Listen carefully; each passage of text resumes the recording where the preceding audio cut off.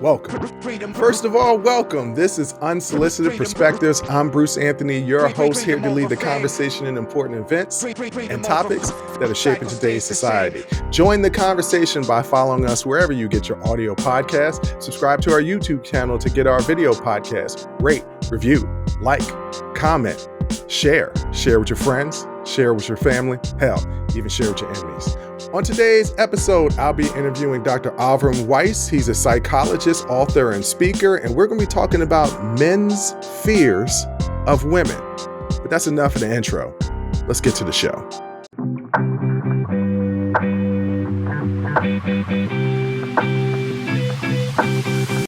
I'm really excited today to interview Dr. Weiss. So like I said at the top, he's a psychologist, author, and speaker. He writes frequently for Psychology Today. He's written 4 separate books. His recent book, and what we're going to be talking about today, is called Hidden in Plain Sight: How Men's Fears of Women Shape Their Intimate Relationships. And I think this is a really, really interesting subject because I am evolving, trying to evolve. The people that listen to the show frequently understand that I am trying to evolve as a person and trying to be more in tune to my emotional side. But this is often something that men have trouble with. And we're going to examine exactly why men have this trouble. And, I can't plug his book enough. I'm going to buy the book, Hidden in Plain Sight: How Men's Fears of Women Shape Our Intimate Relationships, because I want to have better intimate relationships. And I know through this conversation and by reading this book, I will learn something and grow as a person. So enough of my jibber jabber. Let's get to the interview.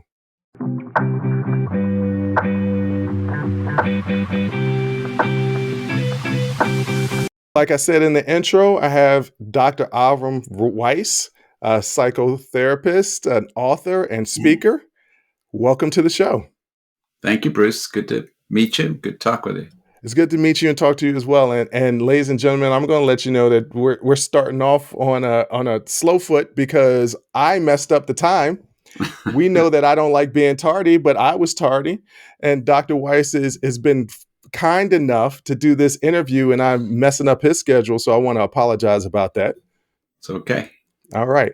So Dr. Weiss, can you tell me a little bit about your background and what inspired you to become a psychologist? I have always been interested in people. And like when I was a teenager, I would do this strange thing. I would walk by people on the sidewalk, and then when they passed me, I found I would kind of copy the way they were walking to see what it felt like.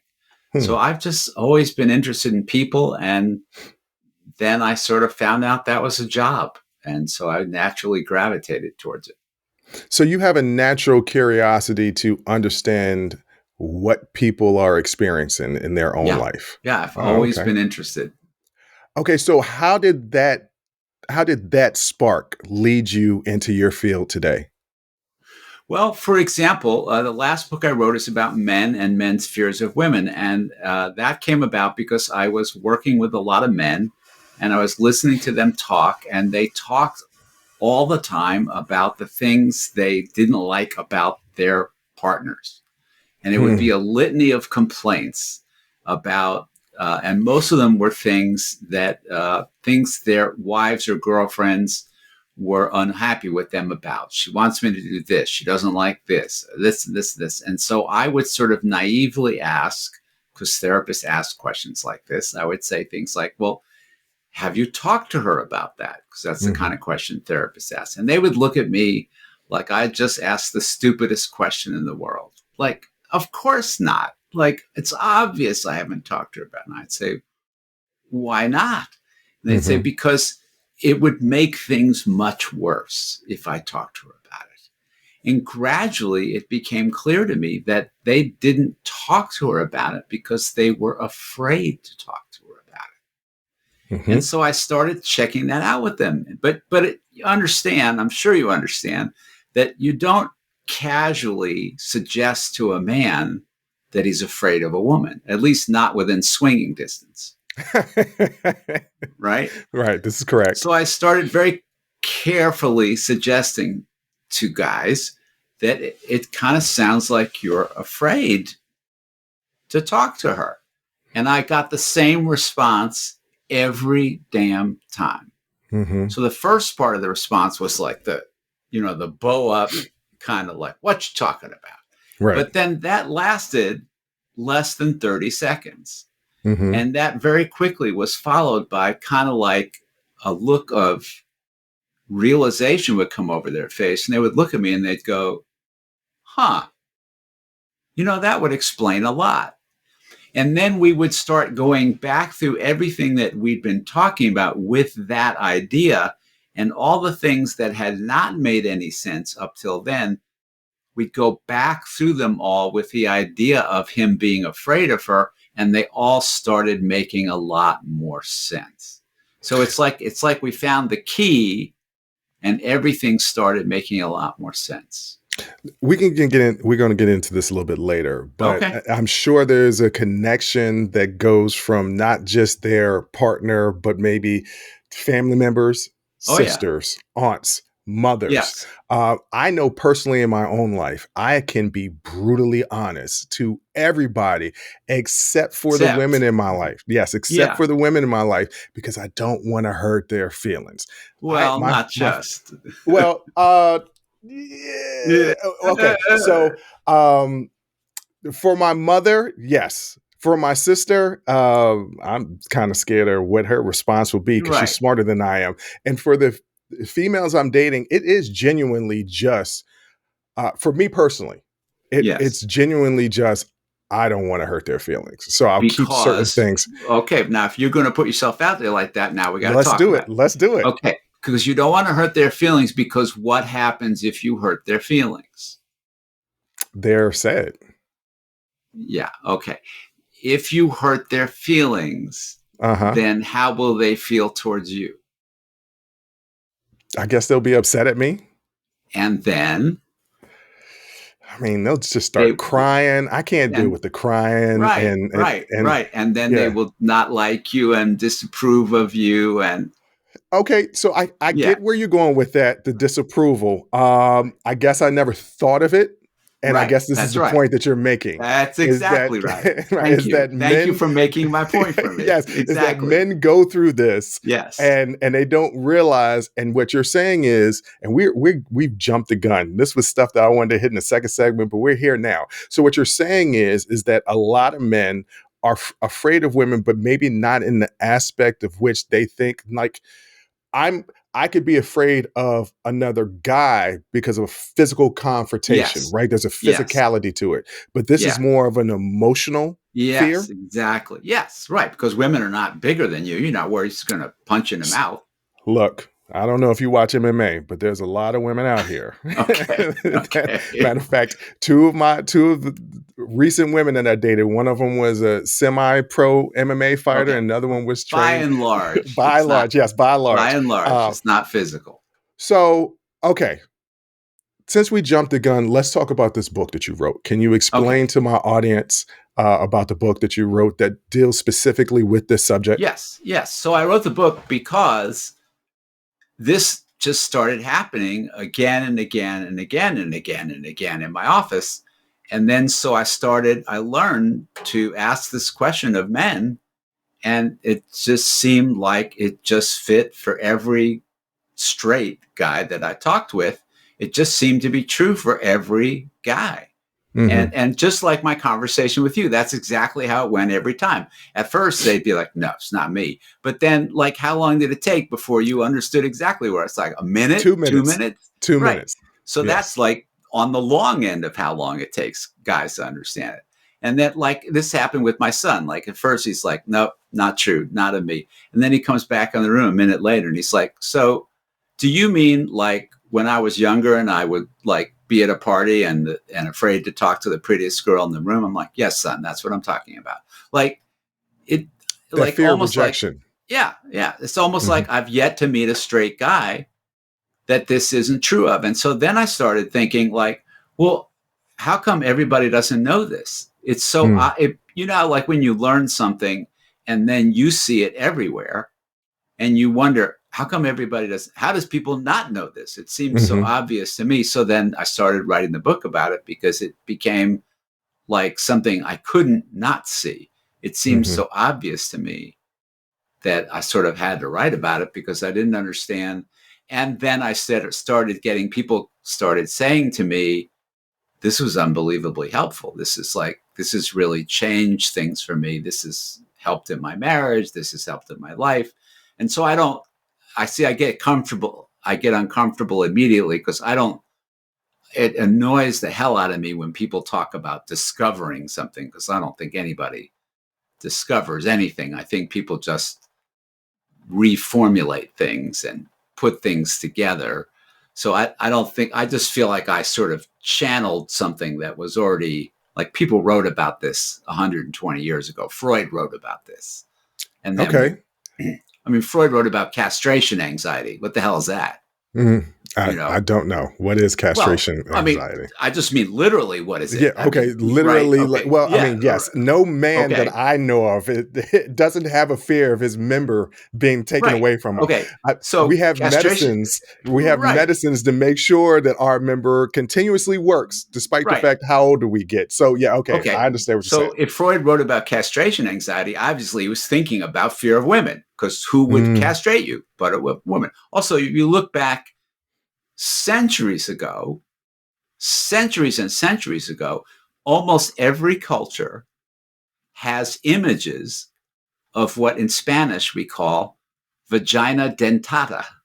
You don't know okay. Spanish, you know what that is? No, I don't. Teeth, Teeth, okay. vaginas with teeth.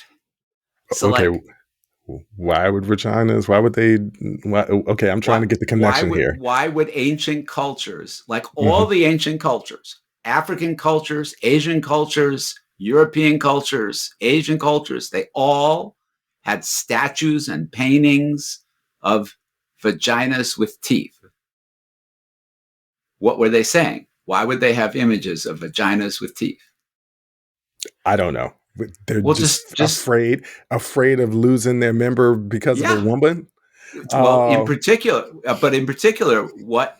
what act? Like, don't be vulnerable with women, or you'll lose your manhood. It's pretty straightforward. yeah, so that's a common problem now, Yeah, with the alpha male mentality, and yeah, a lot of my guy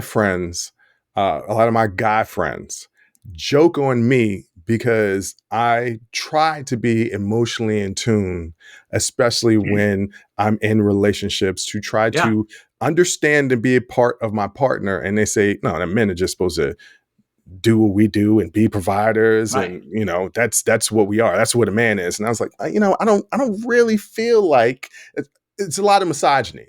So how do you They're coming from where those cultures are all like, don't be vulnerable because she'll bite it off. right, so when you're working with your clients and they come to this realization that they have these fear of women, and some of them probably identify as quote unquote alpha males, how do you get past the misogyny of, hey, you gotta be open to Yeah. your female, you can't be closed off? Well, it's a great question. I love your question. And here's the thing: you can't push somebody, Hmm. and so I would never say you gotta be, because you don't have to be. Well, yeah, true. You can be as lonely and miserable as you are now for the rest of your life. Be my guest. But when you get tired of being as lonely and miserable and depressed and suicidal as you are now, then let me know. And I'd be happy to tell you how you can be happier and not so lonely and not so miserable. When you get sick of enough of how your life is going now, then I absolutely can tell you how to be happier. But Hmm. that's up to you. Okay, and when they come to this realization, especially the way you just described it, I want to be happier, what are the things that I need to do? And there, I have a lot of men out here that are listening. And at the first glance, I know what they thought this interview was going to be. Yeah, What it, he's going to tell us that the women need to stay in their place and that we're fine just the way we are. And they're slowly yeah, realizing that that's was the not the way that we were going with this. So how do you, with for those men that are listening to this and Yeah. maybe got that realization just as you described your clients are getting, right? In that minute, and they're like, oh, I am afraid of a woman. And they say to Okay. themselves, okay, I'm ready. I'm ready to open up and be vulnerable to a woman. I don't want to be afraid anymore. What are some of the things that they can do to start to move in that direction? Well, my answer is going to be a little counterintuitive because it Okay.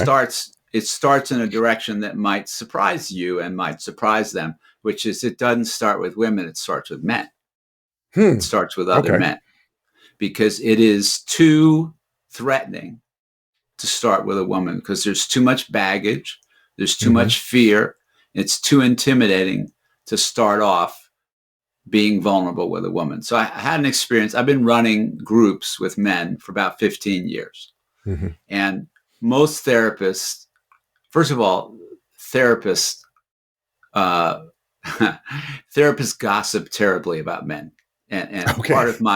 part of my crusade is I've been going around the country doing workshops for men and giving therapists a lot of crap about the way they talk about men, which I Can you love give me an doing. example of some of this, not Um, direct gossip, but no, no, an idea of what you're absolutely talking? direct gossip. I'll give you direct gossip. So there's a book that a book written for women who want to work with male clients, Okay. and they basically talk about men like they're retarded. Hmm. They basically talk about men like you would treat a retarded child. Hmm. And they basically say, so when you work with men, you have to really be careful, and they're not very good with feelings, and so you have to kind of dumb it down for them. And so I said to the author that she's teaching this in a Hmm. class, and I said, imagine if you'd written that paragraph about African American clients. Hmm. You would be brought up before a licensing board Hmm. if you'd written, or about gay clients, or or anybody else. Imagine if you'd written about. But why is it that we think you can say things like that about men and nobody seems to mind? Hmm. Is it because of society's view of men and that we Yes. should just be able to just take anything? Yeah, well, because we think men are stupid, because we think men are emotionally retarded, and I'll give you another perfect example. If you go to the computer right now to Google and you type in the word narcissist, Hmm. what will come up on your screen?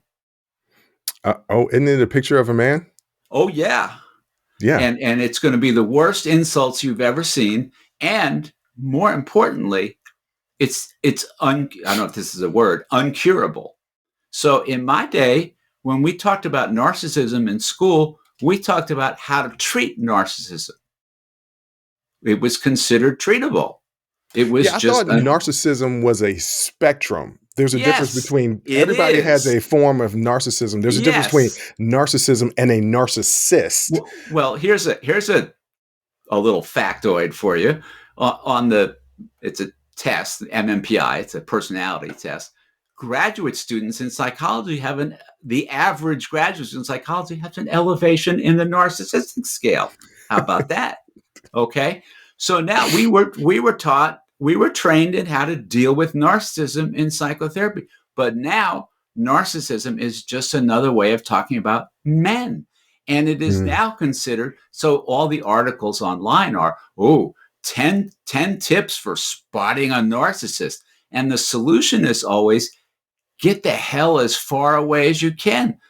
It's never like how to be nice to him, how to help him. It's like a disease for which there is no cure. yeah, the Another younger example. Yeah. yeah, the younger generation says that toxic men is Yeah. just another form of Yeah. saying a narcissistic male. Right. But I know a And lot of there's toxic women out there too, by the way. right, but it's never done with any compassion or empathy. It's a death sentence. If Hmm. once you have, sorry to use this term, the N word put Hmm. on you, it's like that's a death sentence. Hmm. That's it. Tell all your friends Fred is a narcissist. Stay as far away as you can. So Hmm. again, this is all, I've forgotten the term. The opposite of misogyny is androgyny, I think is the word. It's not androgyny. I always forget the word, but it's male bashing, Hmm. and that's just become perfectly acceptable in the culture. So when you say the first step is for men not to go to women, but to go to men. Other What do men. you other men? What do you mean by that? What I mean is there's a chapter in the book which is very important to me, and that is it's almost like a set of instructions for other men, how to find other men who want to have real conversations with other men about these issues. And so it's a chapter like basically says how to find, basically what I suggest is form a book group with other men, because that's not threatening.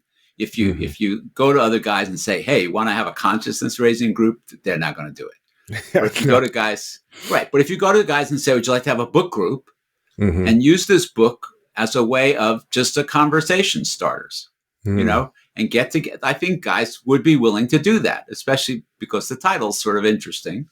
Right. And use it to get guys together who would be interested in talking about this kind of stuff. And hopefully after you finish the book, you would keep meeting and talking and use that group to learn how to talk with other guys about not just sports, but yourselves. Learn how to talk more personally, more openly, and develop those skills. Learn how to be comfortable talking more personally, more open. So the story I was going to tell you is I started doing groups with men 15 years ago. And I remember the first night, I remember standing outside the room thinking, this is the worst idea I've ever had. This is going to be awful. They're going to talk about business. They're going to talk shop. They're going to talk sports. They're going to talk politics. They're not going to do any real work. It's going to be the most boring night of my professional life. Well, it was the opposite. It was one of the most open, personal first groups I've ever done. And within, a month or two, these guys are like opening up and being vulnerable in ways I'd never seen in a mixed group. And my men's groups are the only groups, I've been doing groups for 50 years. My men's groups are the only groups where people look each other in the eyes and talk about loving each other. And I don't mean, I love you, bro. Right. I mean, like looking at each other and talking about love. I mean, it breaks every stereotype out there. It seems like what you're describing to me, and it's funny because you're breaking an addiction. It seems like it's similar to like AA or alcohol, or NA meetings where people are open and vulnerable and make a connection. Yes. And I would say it is breaking an addiction to the mindset that these men used to have. Yes, I think that bonds them and grows them closer. Yeah. Yeah. Hey there, podcast listeners. It's Bruce Anthony here, and welcome to another episode of Unsolicited Perspectives. Today, I want to talk to you about something that's been on my mind lately, the importance of staying hydrated and taking care of ourselves. Whether it's prioritizing our health and wellness, or gearing up for festival seasons, or just gearing up for whatever season or time of year, there's one brand that's been my go-to for all things hydration, Liquid IV. Speaking of health and wellness, let's dive into how Liquid IV can fuel your well-being. Imagine starting your day off right, feeling refreshed and energized. Liquid IV Hydration Multiplier is the missing piece in your daily routine. With just one stick, you get 5 essential vitamins and 2 times faster hydration than water alone. It's perfect for those early mornings, pre-workout boosts, moments when you're just feeling run down, or even after a late night or long flights. I absolutely love how convenient Liquid IV is. The packaging makes it easy to bring with me wherever I go. And let me tell you, it's become a vital daily part of my routine. The flavors, let me tell you something, they're incredible. From refreshing sea berry and strawberry lemonade to classics like lemon lime and watermelon, there's a flavor for every preference. It's like a burst of hydration with a hint of deliciousness. Picture this. 1 stick of Liquid IV mixed in 16 ounces of water, hydrating you 2 times faster and more efficient than water alone. And with 12 mouth-watering and flavors, you'll never get bored with your hydration routine. Plus, Liquid IV is packed with 5 essential vitamins: B3, B5, B6, B12, and of course, vitamin C. It's also made with premium ingredients, non-GMO, free of gluten, dairy, and soy. This is hydration at its finest. But it doesn't stop there. Liquid IV believes that access to clean and abundant water is the foundation of a healthier world. That's why they partner with leading organizations, finding innovative solutions to help communities protect both their water and their futures. It's incredible to know that Liquid IV has already donated over 39 million servings in 50 plus countries around the world. They truly walk the talk. Get 20% off when you go to liquidiv.com and use code unsolicited at checkout. That's 20% off anything you order when you shop Better Hydration today using promo code unsolicited at liquidiv.com. Remember, folks, taking care of ourselves should always be a priority. So why wait?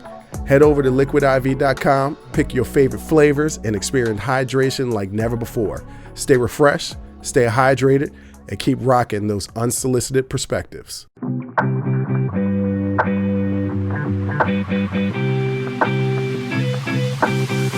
Okay, Dr. Weiss, this men's group, I'm all for it. I want to join the men's group.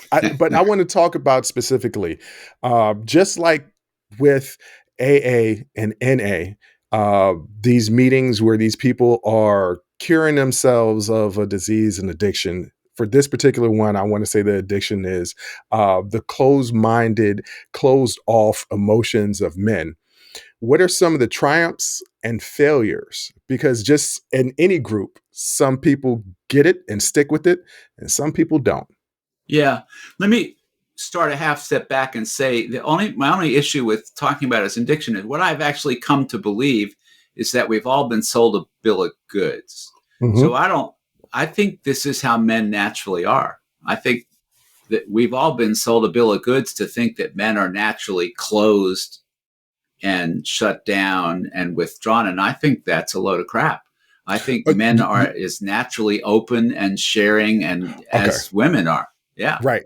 Yeah. This is a learned. That's what I've trait. learned. Yeah. This is a learned thing from society. Right. Society. Right. I use the example of two little kids hurt themselves. One's a boy, one's a girl. They both start crying. Yeah. Little girl gets consoled. The little boy says, "Hey, little boys don't cry." Right. So I get that. Yeah. It is that, but and addiction might not be the right word. It's a mindset. I wasn't correcting you. I just wanted it was an opportunity to make that point because I think we forget because we become so overlaid with the culture. There's really very interesting research, and probably all of us remember, my friendships with guys when I was a kid. I was as close, and the research confirms boys are as close with their guy friends as girls are with their girlfriends. Mm-hmm. We have very, very intense, close, we had sleepovers and we played together every day after school. My mom had to drag me inside. We're not deficient in interpersonal emotional skills. It's all just mucked up and covered over, but it's all there. But men come to believe that we're deficient. We buy into this bill of goods. Okay, so it's triumphs and failures. Yeah, the triumphs and failures. But it's funny. I want to make a personal aside because I have three best friends. One's a female, and the other two are guys. And my two guy friends have known each other since they were 8 years old. We're all in our mid-40s now, so they've known each other since they were 8 years old. I've known both of them since I was 16, so over 30 years, and we're close. Even though there's distance, they have families now. We still have a group chat and talk. That bond is really, really close. Now, one of my friends, I will say, I love you too, and he will say it back because I just had a birthday celebration last summer. They came out and I said, "Hey guys, I love you." One of them said it back. And I told the other one, "Hey man, I love you. Go ahead, man. Stop with that stuff. Hey man, I love you." I know he does. He just doesn't say it. Yeah. And I know and I know he does. I know he loves me. I know that he would do just about anything for me, but he just has a hard time saying those words. Right. But the triumphs and the failures of this men's group, what are some examples of some situations where men have really come through and really learned something, and then there's other situations where maybe the development didn't quite get to where you wanted to? Well, on a simplest level, probably half the guys in the group have have stopped drinking over the course of the group. Wow. Yeah, which is, considering these are guys, in their 40s and up, is pretty. And we're not a recovery group, Right. so it's not like that's a focus of the group. It's just guys who have gotten to a point in the group where they're like, you know what, this is really, I'm on a path here to having a better life. And I'm realizing more and more that this is in the way of my having a better life. And so I don't want to do this anymore. So they're not alcoholics, but do you think Well, in that? some cases they were. Oh, okay. In some cases they were, Yeah. but so they're not coming there, like you said, for No, recovery. right. It's not a recovery group. But do you think that some of these men, I know you can't speak for all of them or say definitively, but for some of these men, that part of the reason why they were drinking is because they felt like they couldn't express themselves emotionally? Yes, absolutely. Absolutely. So I would say the largest outcome in this group, if you were looking to measure something, would be their ability to feel what they feel, express what they're feeling, and to connect with another person in a deep emotional way.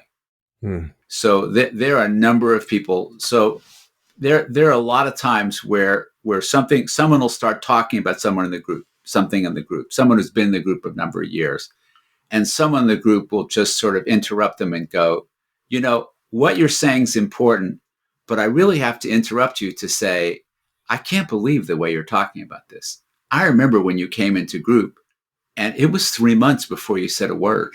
You sort of sat here quietly for months, unable to even sort of formulate a sentence about what was going on with you. And now you're just sort of talking on and on and on about how you are and what's going on with you, and in-depth sort of open expression of how you feel, like it was nothing, like it was just the easiest thing in the world for you to do. So that's sort of the most obvious. And then that's going on at home. We had a sort of interesting thing, just being creative one night. One of the guys in group who was pretty emotionally constricted and came into group talking about not knowing how he felt and not knowing what an emotion was just really crying and really emoting and a lot of deep feelings. He had a very emotionally restrictive background, a very conservative, charismatic Christian, don't feel anything kind of background. And he's just bawling in the group. And I asked him at one point, I said, have you talked with your wife about any of this? And he said, no, I really haven't. I said, is she home now? Because it's all on Zoom. He said, yeah, she is. I said, you know what? We've still got about 45 minutes left in group. Why don't you go talk to her right now while we're here to talk about how. So he left group while he was still full of feeling, went and talked to his wife, and came back and was able to then talk with the group. So it's sort of a neat use of Zoom, because you couldn't do that if that wasn't. And again, so then we were able to process as a group how that had gone. So there are a lot of stories like that of people sort of doing, and that's why I was saying the first step is to talk with other guys about it first. So it was a great example of using the group to open the feelings, then taking them back to his primary relationship, and then being able to process how that had gone back in the group. That was just like a perfect example of how that had gone. It feels like what you're describing to me with the group with men is that once we emotionally open up to other men and see that it's okay. Yeah, and learn how to do it. The judgment, because I feel like a lot of men are, and I love what you said, emotionally constricted. I love that saying. I love that. I feel like a lot of men are emotionally constricted, especially when dealing with women, because they don't want other men to perceive them as the cool term. It's not a cool term, but the young people say simp, right? It's not to be perceived as a simp, as somebody who's weak and being controlled by a woman. So this group allows them to open up with other men, so that fear of being judged by other men is gone. So now they can confront women. And it really works. I don't know about confront, but it's like they. Yeah, address it but they, there. yeah, they learn. It's like they learn a skill and they learn to be comfortable with themselves. So a lot of what happens in relationships and with men and women relationship is that women are much more practiced at emotional relationships than men are because they're Hmm. off with each other practicing all kinds of feelings and relationships. They're doing all that stuff while we're playing football, Hmm. right? So then we come together, we don't know what the hell they're talking about. Hmm. And we're way at a disadvantage, and so we lock down because we don't like being at a disadvantage. It's Hmm. like an away game for us, Right. right? It's not only an away game, it's an away game in Philadelphia. The crowd is hostile. The crowd Right. is hostile, right? my, Yes. my son lives in Philly, and he just invited me to come to watch the game where Harden's coming back to Philadelphia for the first time, Oh right? goodness, that's Okay, going to so be that's crazy. what it's Yeah. like for men in an Hmm. emotional argument for women. It's an away game and Harden's back, So it's like we're very uncomfortable, right? So, but when you practice those skills with other men, then it feels like a home game or at least a friendly away game, and you feel more comfortable. It's not hostile territory.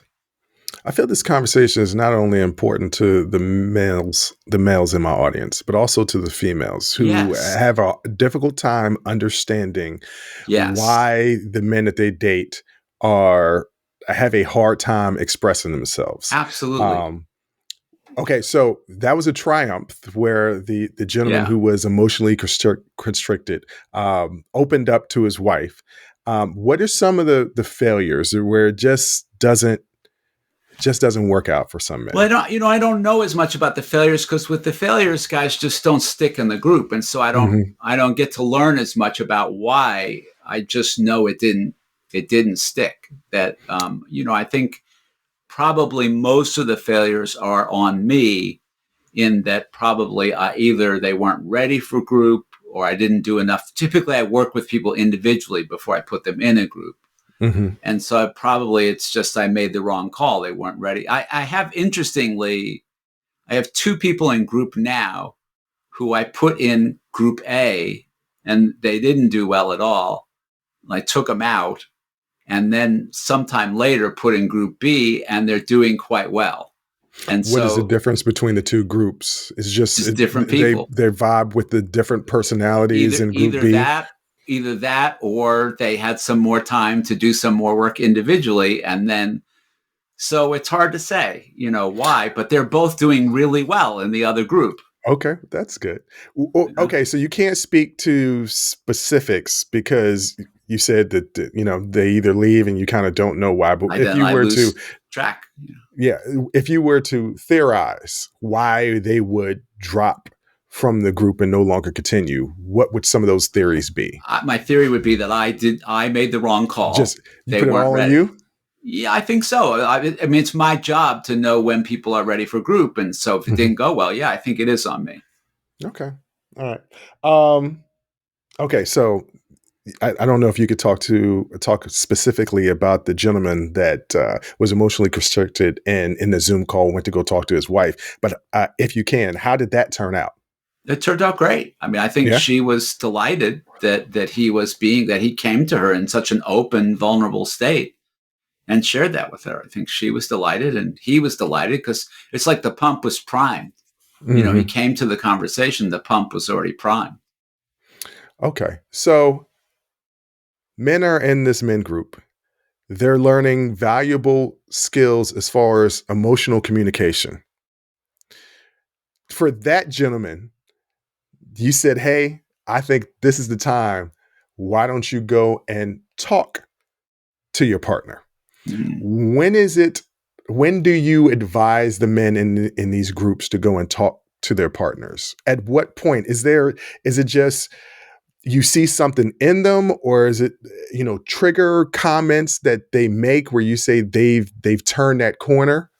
I think anytime you can do it in group, you can do it at home. I think if you're able to do it in group, you're able to do it at home because it's not like you're going to talk about it once at home. It's not like the big performance one and done. You're going to be talking about it at home again and again and again. So I think as soon as you've talked about it in group, you're ready to talk about it at home. I mean, the idea is you want to get in the habit of talking about it at home. And so take a shot, because if whatever part goes well, great. Whatever part doesn't go well, bring it back to group and let's talk about why it didn't go well. And what do you have any scenarios or situations in which men took their experiences from the group and they went to go speak to their significant other and it didn't go well? And what were some of the reasons why it didn't go well?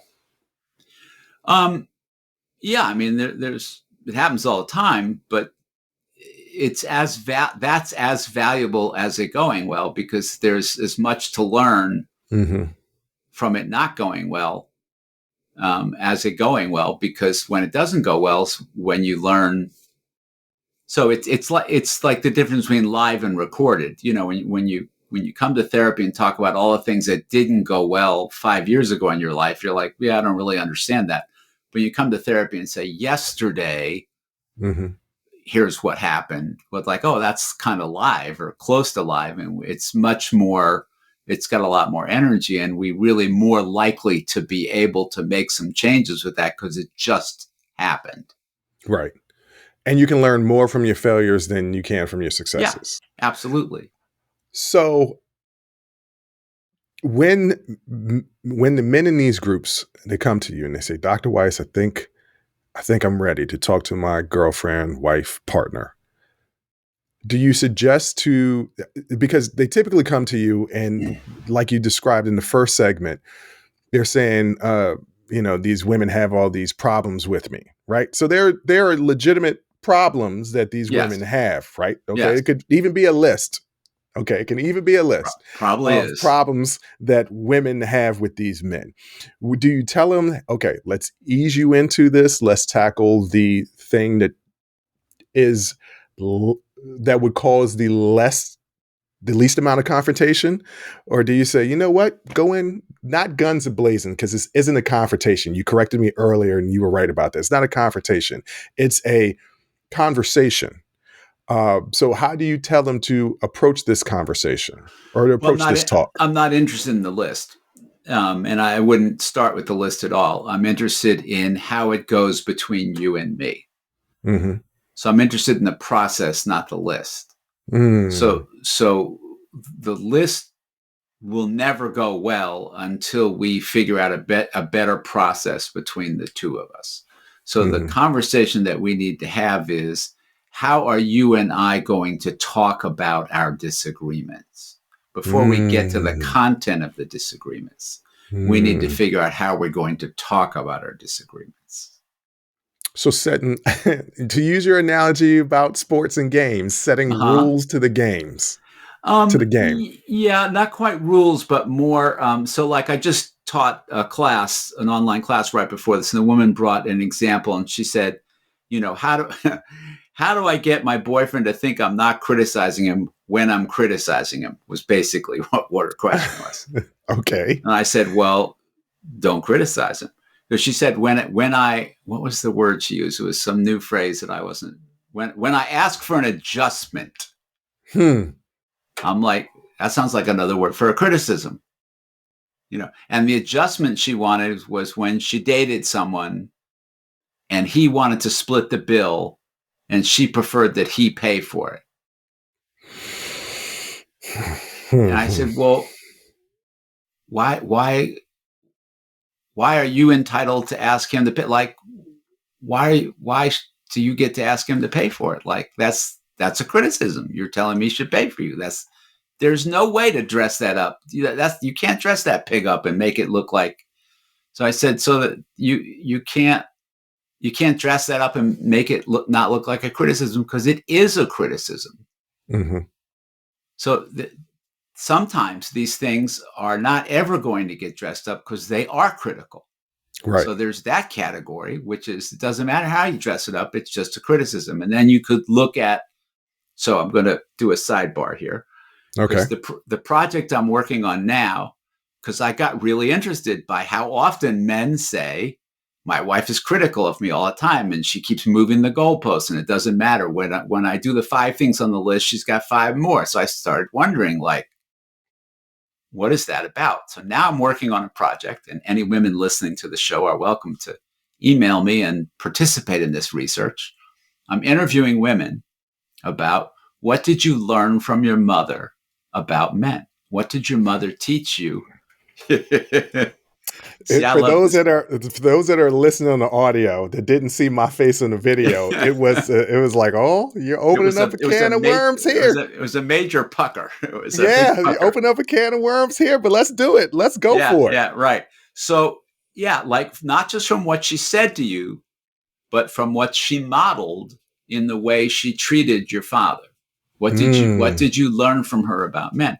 Because a lot of women are critical because they watch their mothers be critical towards their fathers, and in the way they behave towards their fathers. So this is a multi-generational thing. So coming back to your example, which I've half forgotten, but you'll help me remember it. With the guy, right? Yeah, the guy. Yeah. The guy. So rather than address the list, which is going to go nowhere fast, it's just going to be a dog chasing its tail. What I would have him say to her is not, how often I take out the trash or anything. I would be like, I would like us to talk about the way we talk with each other when there's something going on with me that you're unhappy with. I don't want to talk about the garbage. I don't want to talk about the this and the that and the this. I would like for us to find a better way to talk with each other when there's something going on that you're unhappy with. Because the way you do it now makes me feel criticized and resentful. Like the way you talk to me about the garbage now, hell would freeze over before I take out the garbage. So that's not working. Mm-hmm. So you don't get what you want and I don't get what I want. So surely we can find a better way, because I don't think the garbage is really what's on your mind. So let's see if we can figure out, when you're talking to me about the garbage, I think something else is really on your mind. So let's see if we can have a deeper conversation, a better conversation, a more personal conversation. What's really bugging you? And I think what she would say is something like, I feel like I am the only goddamn grown up in the family. I feel like you're a little child. I feel like you don't even notice that the garbage. I feel like you leave everything up to me. Right? Mm-hmm. And I don't want to be the only grown up in the house. I want you to notice that I don't want to be in this by myself. And I don't want you to act like one of the children. And then now we're having a real conversation. Okay, baby, I don't want you to feel like the only, baby. See, I say baby. So how come men call women baby? That's part of it. Right. Now we could have a real conversation, because now we're not talking about the stupid garbage and you're not just mad at me all the time. Now I have some understanding of why you're mad at me all the time. And I have some chance of maybe getting underneath the garbage and talking about what you're really angry about. And maybe I could do something about it, so I don't walk around on eggshells all the time, because I might understand what it is that's really going on. Yeah, so that's interesting that you're bringing it up, because a lot of time it's the dynamics in the relationships, and a lot of that is learned from the generational, as you said. Yeah. I have so many guy friends who are married, and I'm like, well, how do you help out around the house? Well, I do whatever she tells me to do. I'm like, yeah, but start right there. Pretty sure she wouldn't want to help out around the house. Like it's her house. It's pretty sure that she would really like it if you took some initiative so that she didn't have to do that. Because I'm not saying all fathers are like this, but for the most part, if you look throughout history, moms are a lot more involved in the day-to-day actions of children's lives, of getting them up and ready and prepared, than men are. And I can see how women would say it's like having another child. That's right. Well, all the research says when women moved in large numbers into the workforce, that men, by and large, didn't do any more at home. So women ended up doing the same amount of work at home and working outside the home. So why wouldn't they be pissed off? Hmm. Yeah. They have every right to be pissed off. So by and large, families have not made that adjustment. And obviously, some rethinking has to go on there. So Mm. either you're going to walk around as a guy, either you're going to walk around with a wife who is pissed off and resentful, and by the way, doesn't want to have sex with you because she's pissed off and resentful all the time, or you're going to talk about it and try to Hmm. figure out something that's more equitable. And, why wouldn't you do that? Yeah. One of my friends said to me that he found out he gets more action from his wife when he just takes the initiative around the Oh, house. hell yes. And I was like, yeah, that kind of makes sense. I mean, you're taking a load off of Of her. She's going to course. be more appreciative. She's going to want to do things with you Of as course. opposed to her doing absolutely everything all the time, being tired, and then you asking And for and you a treat it reward. well, you're going to treat her like a maid, and then I mean, unless you Right. want to have sex with the maid, which is Well, right. yeah. Well, But a very wise person once said, "The thing men don't understand is that foreplay starts the moment you wake up in the morning." mm, I like that. I like that. Okay. Um, we bashed men for a quick segment there, but Yeah. I want to get your advice. You gave a little bit, but I want to get your advice to the women out there, to those men that are coming to them and being vulnerable. Because I have some female friends of mine that are just like, I don't want no sensitive man. And I'm like, sensitive is him expressing himself? Like, if you don't want any guy to show emotion and you just want a hard guy all the time, you're going to get a hard guy all the time. So, what can we tell the women out there uh, as far as being more open to men being vocal with their vulnerability and their emotions? Well, this is an interesting question. Never gotten that question before. I imagine that a woman who doesn't want a tender, vulnerable guy is a woman who has been traumatized and is afraid of her own tender vulnerability, would be the only Wow. reason I can think that a woman would feel that way. Hmm. And so I would say you should probably think about getting yourself a therapist to figure out why you're so afraid of your own vulnerability. I'm not going to point out who that was directed towards, but you know who you are. Well, you said earlier you have three best friends and one of them's a woman, so I could I, guess. I'm I, I'm not saying it's directly her. I'm not, and I'll be honest. I'm a little afraid of her. um, But I can't Dr. think of Weiss, who else. Yeah. is there anything that you would like to include, or anything that you would like to say to the audience before I let you go? Yes, if you will go to my website, which is hopefully you have it in the notes for the show. Yeah, they'll be in the But if you notes. will go there, you will find my mailing list, and I encourage you to sign up there because you will get copies. I do write pretty frequently for Psychology Today, and I write on all kinds of stuff, and you will get copies of everything I write. And I also respond to all emails that I get within 24 hours. If you email me and don't hear back, it's because I didn't get your email.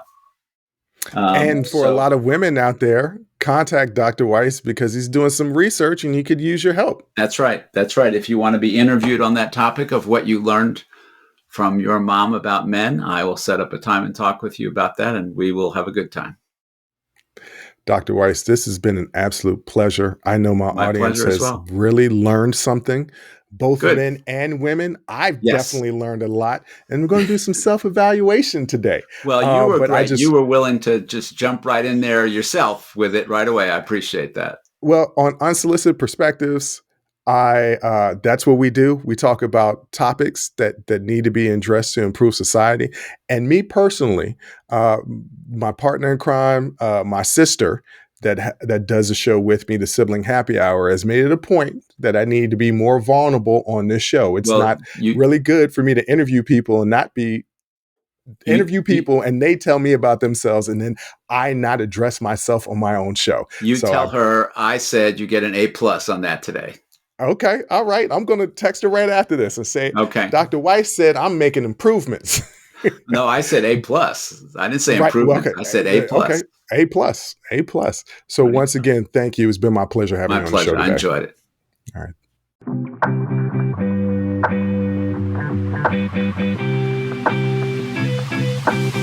Wow. I say this after all of my interviews, and I'm somebody who really likes to learn. So having experts to come on the show and talk about different topics and learn is something that I really get excited about. And this was a topic that I know that both men and women can really truly benefit from if they listen and get out of their own way. And you know what I mean by that. Some men are going to say, well, this is all simp talk. This is not how men are. We've been fed a lie. There is nothing normal and nothing healthy about repressing our emotions and just jamming them down and never addressing them. That's the reason why men are passing away and high blood pressure, leading to strokes and heart attacks, because we're not letting go of some of these things that hold us down. And it was really interesting listening to Dr. Weiss talk about how even men that are not alcoholics, some of them were, but even men that weren't alcoholics were letting go of alcohol because my impression is that they're using that as a crutch, as most substances are, using that as a crutch because they can't deal with the issues. And the reason why they can't deal with the issue is emotions. Emotions suck. I mean, they hurt. You know what I mean? Nobody wants to deal with emotions. Most people want to push that away and not have to deal with it, because addressing your emotions is some real pain. There's physical pain and there's emotional pain. And we've all experienced emotional pain and we try to avoid it. We'll take physical pain over emotional pain most of the time. But emotional pain and addressing that is how we grow. That's how we evolve. That's how we get better. And who doesn't want to get better and be better in their relationships?